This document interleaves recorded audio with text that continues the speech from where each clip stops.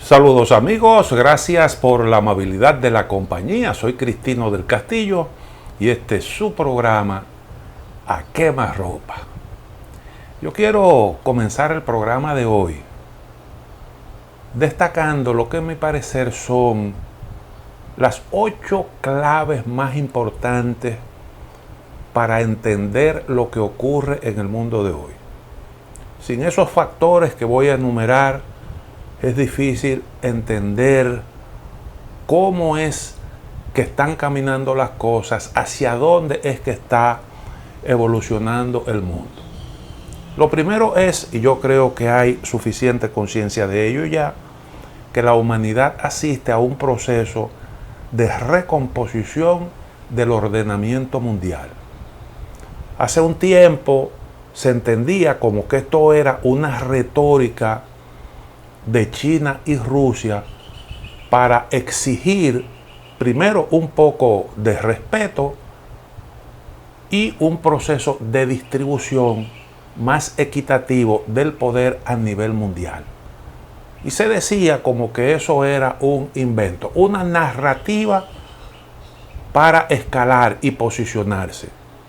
Pero en realidad ya en el mundo entero se admite que hay ese proceso en marcha de reorganización del ordenamiento mundial. Y hasta el propio presidente Biden lo dijo en un discurso: habrá un nuevo orden mundial. Naturalmente él es optimista con respecto a cómo quedará posicionado Estados Unidos en ese ordenamiento que está actualmente conformándose. Y esto es lo que está en la base de las exigencias de Rusia de un nuevo esquema de seguridad en Europa.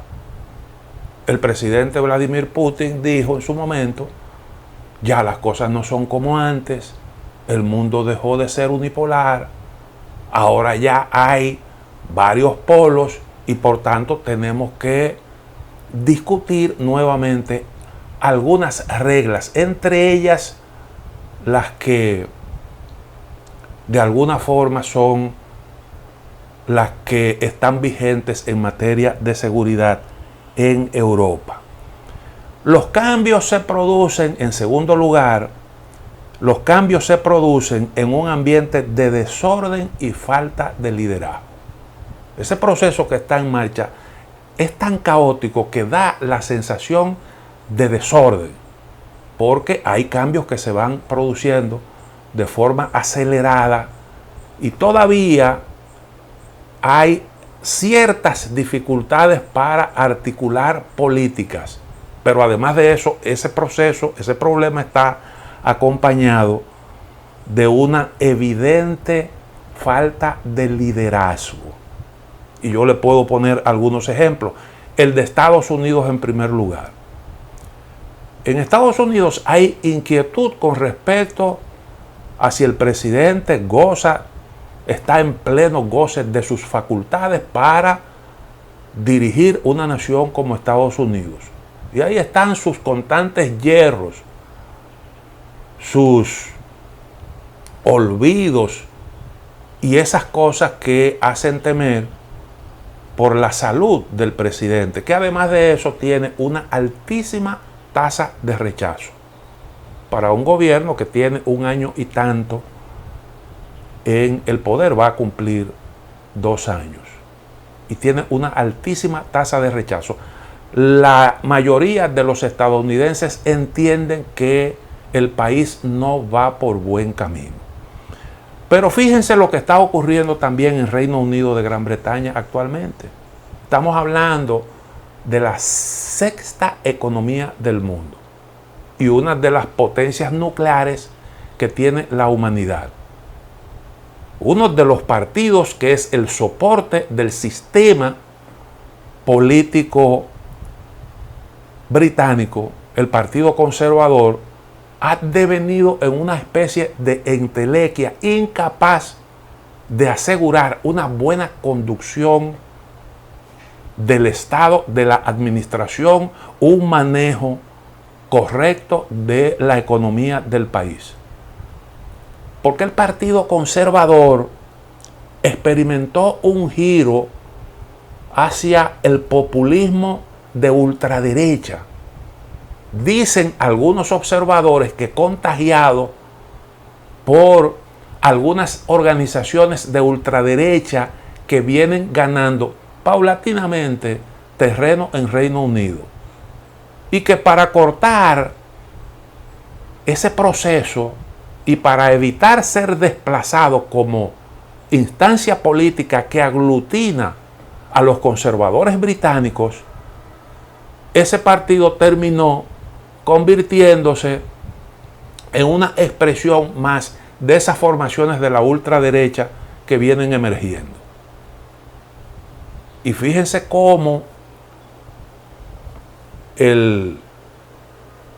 la sustituta de Boris Johnson apenas duró 44 días como primera ministra. 44 días. Y en 6 años ha tenido Gran Bretaña, o en 5 años ha tenido 6 primeros ministros. Lo cual habla, yo creo que es muy revelador. Pero más revelador es todavía que aquel que el partido expulsó, que el partido sacó, desplazó del liderazgo de los Tories, ahora vuelve a colocarse en la tómbola con posibilidades de volver al cargo. Esos tumbos lo que dicen es que hay realmente un problema dentro de esa organización política que tiene problemas de liderazgo interno. Y eso, naturalmente, como es un partido en el poder, afecta a toda la nación. Y yo creo que ese es un buen ejemplo de cómo es que anda el liderazgo, que a su vez el señor Boris Johnson es una especie de copia, si se quiere, de Donald Trump. Recuerden ustedes cómo comenzó, cuál fue su comportamiento en el inicio de la pandemia. Algo que fue sumamente cuestionable. Y además un comportamiento un tanto díscolo, irresponsable. Finalmente eso hizo que saltara del poder. Amén de que abrazó una causa que hoy se cuestiona con mayor crudeza con el paso del tiempo, que fue el Brexit. Y es una situación que está ahí. El señor Donald Trump, que en la sociedad estadounidense definen como un peligro para la democracia, una parte de la sociedad estadounidense entiende que es un hombre que constituye un peligro para la democracia, pues ese Donald Trump tiene medio Estados Unidos a su favor.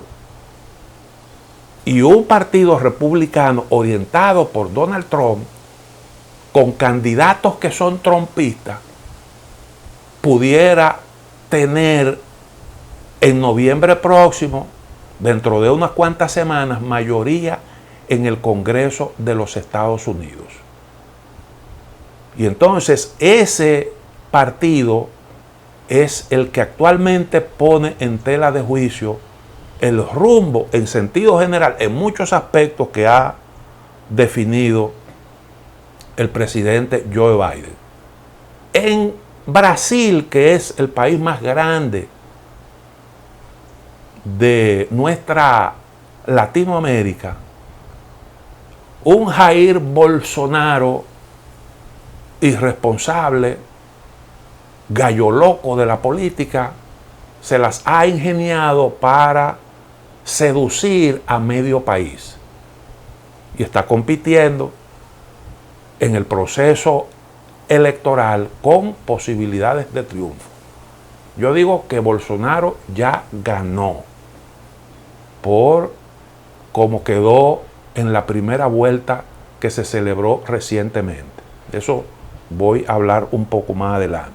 Y coja otro ejemplo de un país también importante de América del Sur, Perú, en donde un político, un pichoncito de político que no sabe dónde tiene la nariz, es el presidente de esa nación. importante de nuestra región, Perú. Y fíjense cómo marchan las cosas en ese país. Tercer elemento, tercera clave importante. Este proceso de recomposición del mundo tiene como telón de fondo una pandemia con sus repercusiones importantes, severas en la economía. La pandemia, en vez de un poco morigerar la competencia, lo que ha hecho es que la ha exacerbado.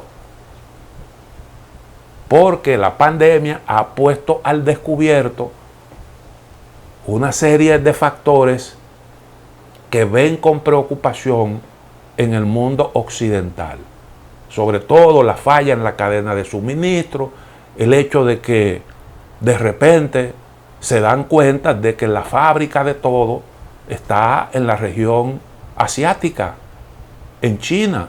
Y entonces esas preocupaciones generan lo que se denomina como nearshoring, que es el proceso de deslocalización de industria para su ubicación en lugares próximos a las grandes potencias. Algo que de alguna forma viene a redundar en beneficio de la región. Y ahí pues hay una oportunidad para países como República Dominicana. Cuarto, también una guerra entre Rusia y toda la Alianza Atlántica estamos presenciando en la actualidad con repercusiones a escala planetaria. Ese es un detalle importante, porque no se trata de un conflicto cualquiera. Es un conflicto entre una potencia nuclear como Rusia y todo el bloque occidental, la Alianza Atlántica, la OTAN. Es decir, un enfrentamiento que involucra a las grandes potencias. Y eso es lo que más se parece a una guerra mundial. Incluso con algunas amenazas de que pueda eso devenir en un enfrentamiento ya directo con el uso incluso de armas nucleares, con todo lo que eso representa como peligro para la humanidad. Eso está planteado, porque lo que vemos es un proceso en el que va escalando el conflicto y cada vez hay quienes se van sumando, se van incorporando a todo esto. Y eso entraña un gravísimo riesgo y tiene unas repercusiones en el mundo entero. Habrá que ver entonces cómo esa situación evoluciona. Pero todo indica que es un conflicto que va para largo. Quinto, el cambio de paradigmas de la economía. Ese es otro factor a tomar en cuenta. ¿Por qué? Bueno, porque no solo hay un proceso de recomposición del ordenamiento mundial, también hay un cambio de rumbo en los paradigmas que han venido teniendo vigencia en lo que respecta al funcionamiento de la economía desde la caída del muro de Berlín, probablemente desde antes, porque las políticas liberales que hoy se reconocen fracasadas comenzaron con Margaret Thatcher y Ronald Reagan, al menos en esta última etapa de su vigencia, porque el neoliberalismo no es tan nuevo como muchos piensan. Pero evidentemente que hoy el énfasis se pone en otras líneas maestras. Es lo que ahora mismo se le está criticando a Gran Bretaña, porque Gran Bretaña ha pretendido hacerle frente a una situación muy particular en todo este contexto que estoy tratando de dibujarle, con las mismas políticas de siempre, ahora con más nivel de radicalismo y con unos niveles populistas realmente asombrosos, porque ahí el liderazgo británico no se detuvo a reflexionar sobre las consecuencias de esas políticas.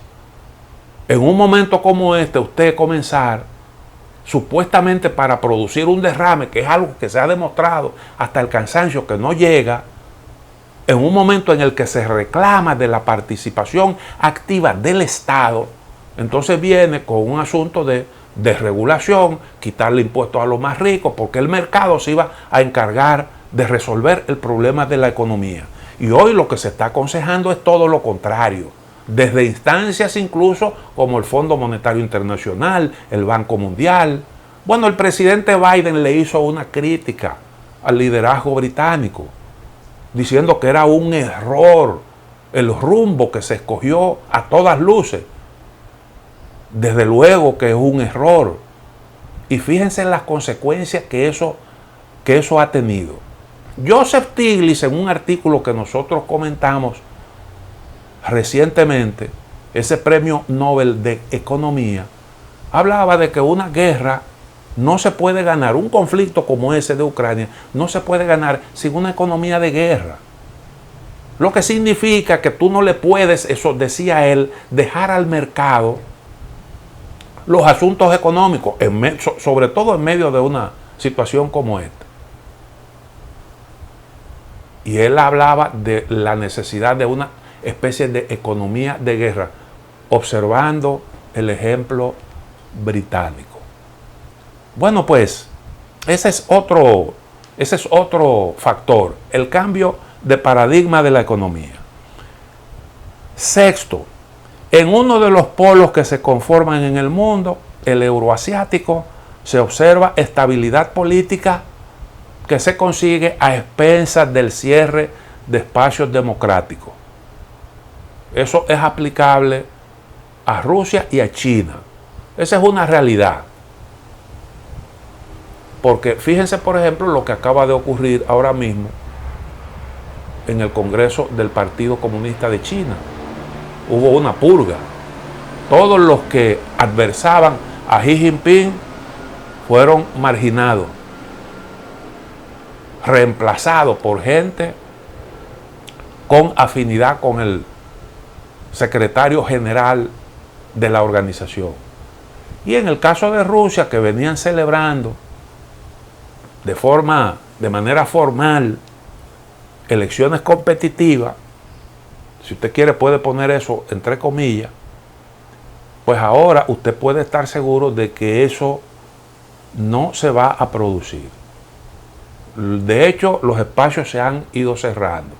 Eso garantiza en ese polo coherencia política. Aparentemente no está en riesgo la continuidad del rumbo, salvo que se produzcan ahí algunos factores importantes, cambios sustanciales. Eso no se ve en el horizonte.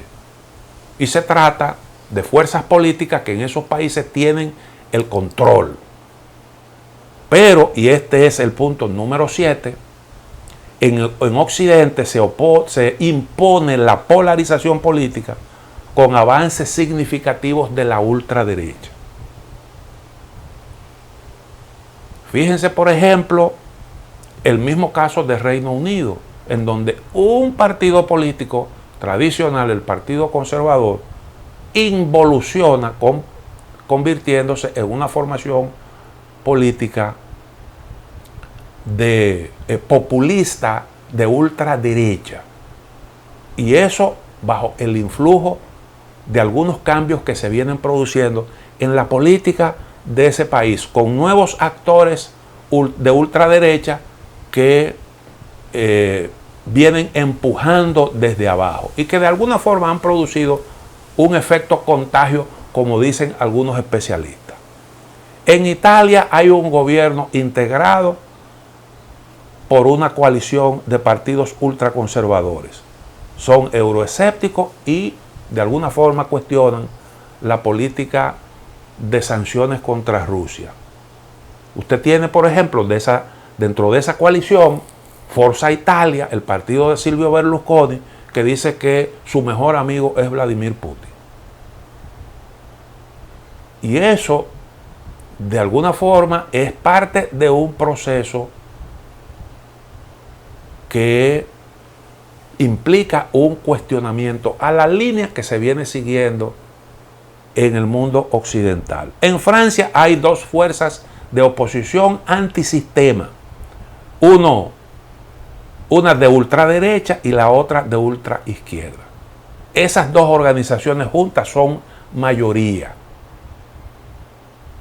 Y son también euroescépticos y cuestionadores de las sanciones que se le han impuesto a Rusia. En Hungría hay un primer ministro abiertamente aliado de Donald Trump,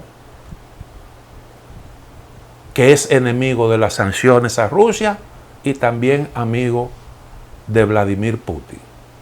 Coja el caso de nuestra América, Brasil, que ya lo mencionamos, en donde hay un ultraderechista como Jair Bolsonaro, que tiene una gran influencia en ese país a pesar de sus locuras. Ese hombre de ultraderecha tiene también buenas relaciones con Vladimir Putin y Brasil es miembro del BRIC, ese grupo de países que lidera China, Brasil, Rusia, India, Suráfrica y China. Esos son los que conforman el BRICS. En Estados Unidos, un hombre como Donald Trump, pues tiene medio electorado en su bolsillo. Y el partido republicano, con posibilidades de conseguir mayoría en el Congreso, pues también cuestiona algunos aspectos de la política que viene implementando Biden hacia el exterior en este contexto que les estoy describiendo. Por ejemplo, Trump ha criticado duramente a Biden, diciendo que en un momento como este se necesita más diplomacia y menos acciones militares. Yo estoy de acuerdo con ese planteamiento, es lo correcto.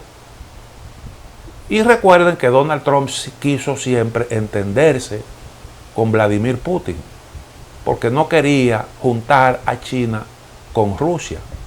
Ahora dice el líder de los republicanos en la Cámara de Representantes, el señor Kevin McCarthy, que Ucrania, y estoy citando sus palabras, debe prepararse para una reconsideración de la ayuda estadounidense, porque Estados Unidos, de ganar el partido republicano las elecciones de medio término, de obtener mayoría en el Congreso, impulsaría un proceso de priorización de el enfrentamiento de la lucha contra la recesión, que ellos entienden que es actualmente lo fundamental.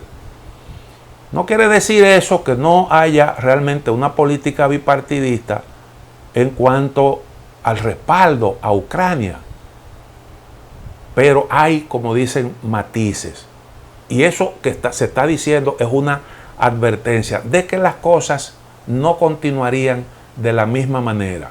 Al menos habría algunos controles y exigencias de, que es lo que plantea Donald Trump, de que se impulse la vía diplomática para lograr una solución al conflicto.